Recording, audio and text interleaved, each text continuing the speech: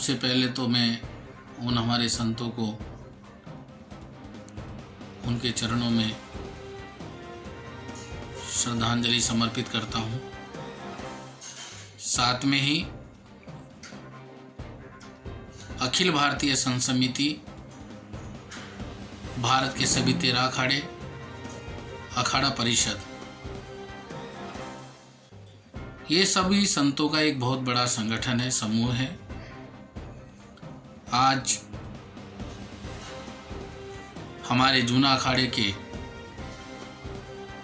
2 संत कल्पवृक्ष गिरी और सुनील गिरी जी की महाराष्ट्र में मात्र बंबई से 50 किलोमीटर दूर पे उनकी लोगों के द्वारा निर्मम हत्या कर दी गई। पहले ही देश आज कोरोना के कारण बहुत दुखी है, एक त्रासदी में जी रहा है, और ऐसे समय जो भारत की सनातन वैदिक परंपरा की स्तंभ है, उनके ऊपर ये बहुत बड़ा हमला है। ऐसा तो नहीं कि ये भगवा संतों के ऊपर हमला है, भारत की सनातन परंपरा पर हमला है। जो संत अपने गुरुजी की समाधि के लिए जा रहे थे, उनके ऊपर हमला किया गया, उनको डंडों से पीट पीट कर मार दिया गया।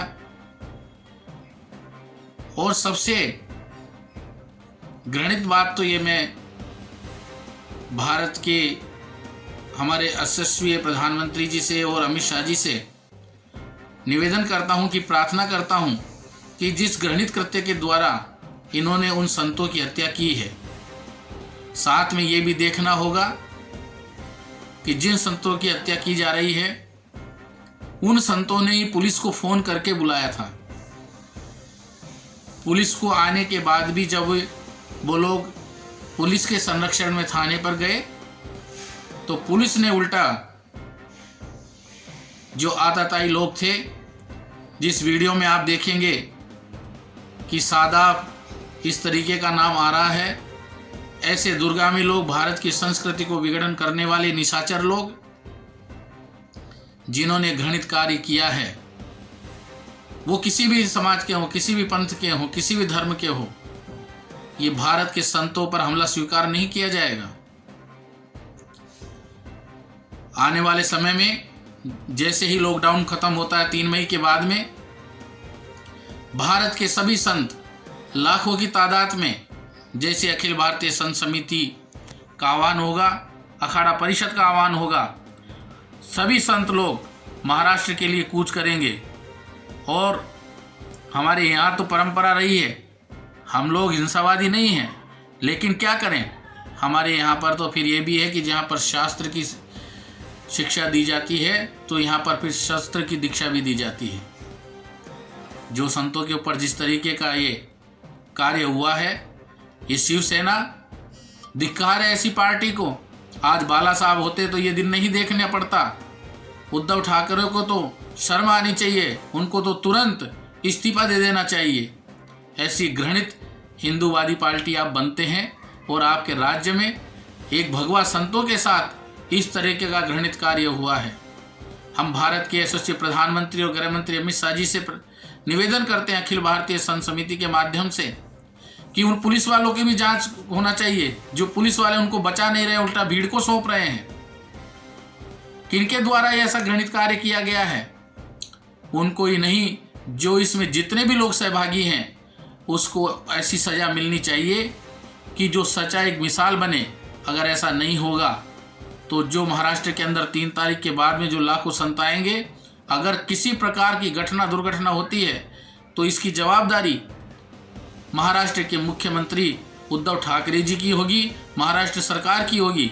हम भारत सरकार के गृह मंत्री जी से प्रार्थना करते हैं कि वो इसकी सीबीआई जांच कराएं, और तुरंत ऐसे कारनामा करने वालों को ऐसी सजा दी जाए जो भारत के संतों के ऊपर दोबारा हाथ रखने की, किसी प्रकार का षड्यंत्र करने की कोशिश नहीं करें।